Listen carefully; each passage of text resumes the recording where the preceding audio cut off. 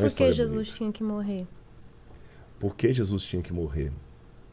Na verdade, quando Deus criou o universo, Deus é um Deus. Primeiro, ele criou por um mistério que nós nunca vamos entender. Porque se ele em si mesmo se basta, por que ele resolveu criar? Eu sei que ele me amou. Amou você, amou Marcela, amou todo mundo que está ouvindo a gente antes que nós existíssemos. E ele já nos desejou. E quando ele criou seres livres. O que significa criar seres livres?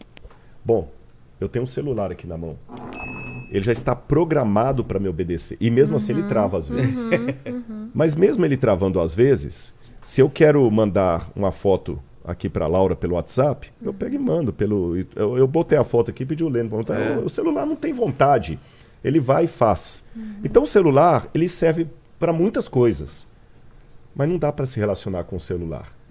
Porque ele não me ama. Mesmo me obedecendo. Ele me obedeceu. Ele Eu precisa coloquei escolher. a foto, passei pro Lênin, a foto apareceu aqui. Mas ele não me ama. Ele não Ele é tem um poder de objeto. escolha. Não, não vou fazer isso. Exatamente. Então Deus não quis criar celulares. Ele criou o Rodrigo, ele criou o Rogério, ele criou o Marcelo, ele criou o Samuel, ele criou Laura, ele criou o Lênin, ele criou todos nós aqui. Ele pulou seu nome, né, Paquito? Paquito? Só pra- É porque eu não sei se Paquito é o nome ou o apelido. Qual que é o nome, Palito, Paquito? é João. João. Ele falou Yohanan. Ele criou o João. E por quê? Quando ele criou o João, o Paquito, o Lênin, eu, vocês todos aqui, Deus que é inatingível, ele assumiu um ponto vulnerável. É. Ele pode ser rejeitado. Sim, porque é uma escolha. Ele pode ser rejeitado. Olha, ele é inatingível, mas ele tem uma criptonita. Já que falando Superman, ele tem uma criptonita. A minha decisão. E para que tudo funcionasse bem no universo, ele colocou as leis. E ele falou assim, filhos, as minhas leis estão aqui para dar liberdade a vocês. Enquanto vocês estiverem na minha lei, vai estar tudo certo. Só que o ser humano escolheu transgredir a lei de Deus. E quando o ser humano decidiu transgredir a lei de Deus, o ser humano trouxe para a realidade algo que só existia em potência, a morte. A morte existia como possibilidade, mas não como realidade. Qual a diferença? Bom, os meus netos existem em possibilidade, mas não em realidade. Meu neto agora não ameaça ninguém. Meu neto não dá trabalho para ninguém. Meu neto, nem meu filho existe, quanto mais meu neto. Tá certo? Então a morte era uma possibilidade, não uma realidade. Mas quando o ser humano decidiu transgredir a lei de Deus, ele decidiu viver sem Deus. E o que acontece? Vida só existe em Deus. Todos nós, Rogério, nós somos como peixes na água. E se a água de repente pudesse falar e sentir, a água diria para os peixes: fiquem em mim, peixinhos, porque fora de mim vocês vão morrer. Quando a água fala isso, a água não está sendo egoísta, nem chantagista, nem narcisista. Quando a água diz: fiquem em mim, senão vocês vão morrer, a água não está ameaçando. Ela está apenas sendo realista, porque peixe só vive Dentro da na água. Quando Deus diz: fiquem em mim, senão vocês vão morrer, Deus não está fazendo uma chantagem nem uma ameaça. Ele está apenas fazendo uma constatação. Mas quando Adão e Eva decidiram comer o fruto proibido e transgredir a lei de Deus, eles escolheram viver sem Deus. Escolheram a morte. E agora eles, desesperados, não queriam morrer. E Deus podia falar: tá bom, eu vou dar uma chance para vocês. Mas aí tem uma história, Marcelo, que eu conto para ilustrar essa pergunta que você fez, que é um rei que no seu reino ele tinha muitas leis, e as leis regulavam a vida de todo mundo, e tudo funcionava muito bem, todos eram felizes porque o reino era organizado. E dentre as várias leis que tinha leis de segurança. Se alguém roubar qualquer coisa, vai ter os 2 olhos arrancados. Ninguém roubava, ninguém queria a consequência da transgressão. As pessoas dormiam com a porta aberta, ninguém fabricava chaveiros, nem trancas, nem cadeados. Não existia transgressão. Mas um belo dia, os soldados trouxeram para o rei um jovem que foi apanhado roubando, e a lei dizia que ele tinha que ter os olhos arrancados. E quando chegaram, falaram: majestade, esse rapaz aqui foi apanhado roubando. Mas quando tiraram o capuz, revelaram: era o próprio filho do rei, era o príncipe. Isso colocava o rei num dilema. Se ele poupasse o filho dele e não cumprisse a lei, todo mundo ia dizer, tá vendo? Se fosse o filho da lavadeira, ia arrancar os olhos. Mas como é o filhinho do rei, pode fazer que não acontece nada. Esse rei não tem moral. Se por outro lado, ele mandasse arrancar os olhos do filho, todo mundo diria, esse rei não tem coração. Ele não teve misericórdia nem do filho dele, quanto mais de nós. Esse rei é sanguinolento. Então, como rei, ele não podia transgredir a lei. Ele era a lei. Mas ele também não podia recusar o pedido suplicante do filho por perdão. Ele falou assim, filho, como rei, eu não posso mudar a lei. Mas como pai, eu não posso deixar de atender a sua súplica. São 2 olhos que a lei quer, são 2 olhos que a lei terá. Poupem o meu filho e arranquem os meus olhos pelo crime que ele cometeu. Caramba. E com um detalhe, já que ela falou da morte e a ressurreição, né?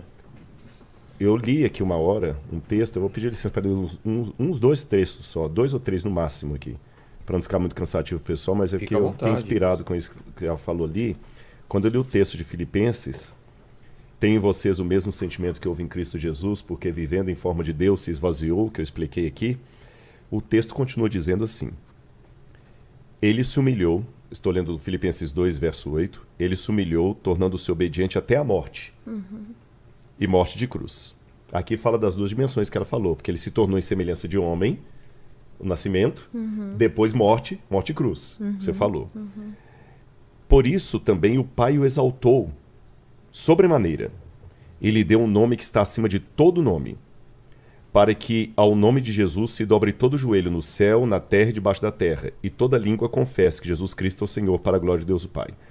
Peraí, tem um problema aqui.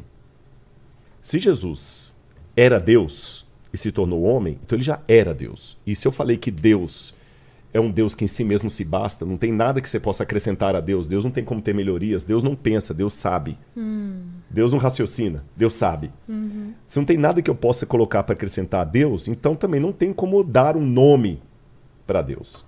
Se Cristo é Deus, por que o Pai deu um nome para ele que está acima de todo nome, como se ele não tivesse? Entendeu a questão? Se o sujeito já é médico e tem o CRM, não faz sentido agora no programa você dar um título de médico para ele honoris causa. Ele já é médico, ele já tem o CRM. Não tem como você dar um título honorífico para alguém que já tinha aquilo. Em que sentido, então, que Cristo recebe o nome do Pai se ele já era Deus?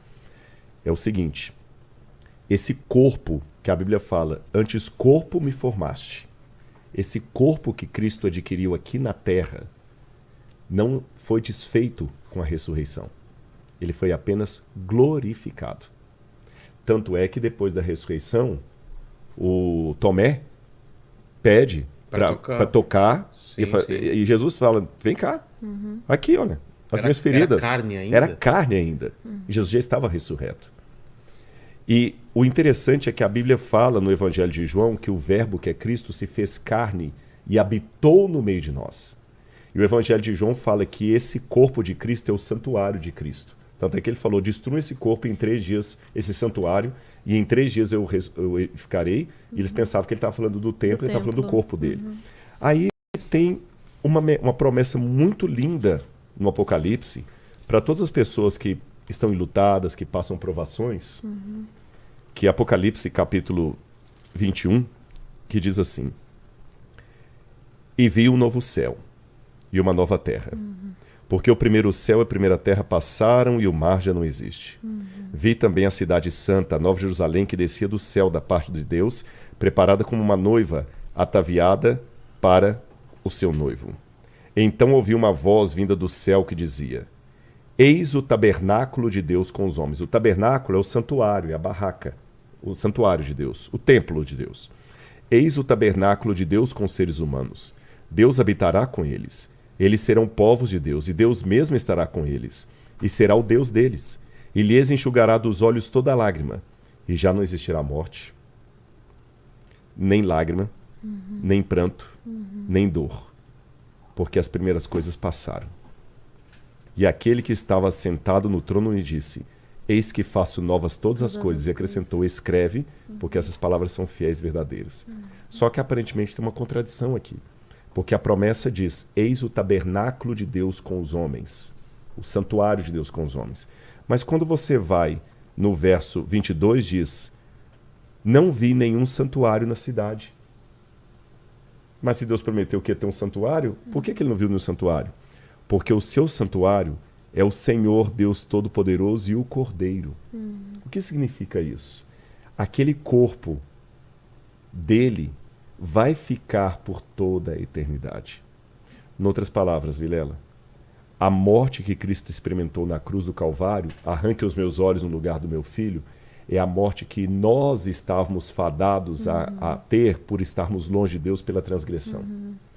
O único jeito de resolver a culpa humana e recuperar o planeta Terra, que passou para a jurisdição das trevas, recuperar o planeta Terra para a jurisdição de Deus, é se alguém morresse a morte eterna.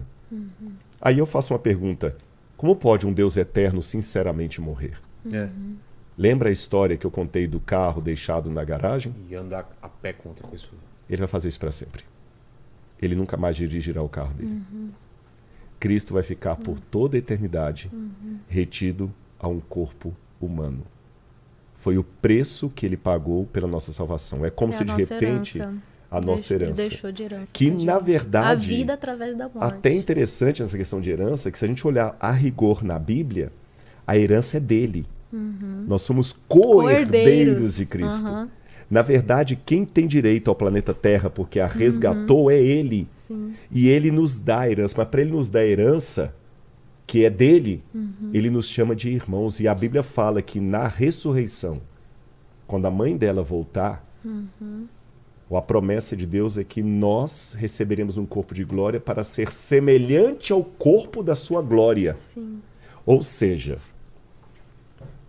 a dor do luto que a Marcela passou, a dor de todo mundo que está ouvindo a gente agora, tem prazo de validade. Sim.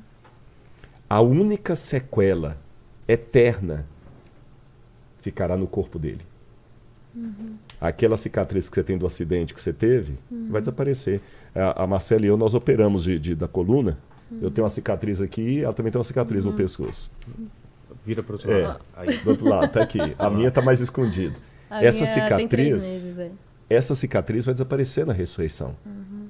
É imperfeição, né? Mas as marcas dos cravos de Jesus vão ficar para sempre.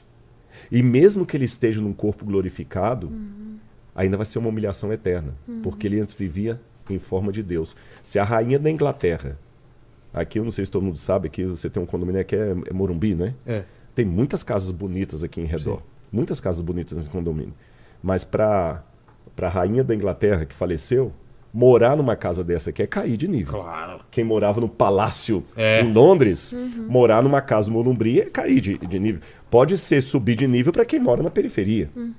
Para Cristo, para nós que estamos na periferia, ter um corpo glorificado é subir de nível. Mas para ele que vivia na forma de Deus, ficar por toda a eternidade retido a um corpo humano com marcas de crucifixão, é o preço que ele pagou. Então, para que a dor da Marcela não seja eterna, ele vai ter que arcar com uma consequência eterna. Deus, olha que coisa louca, Deus é inatingível, mas paradoxalmente, no conflito cósmico entre o bem e o mal, Deus foi o único que saiu sequelado.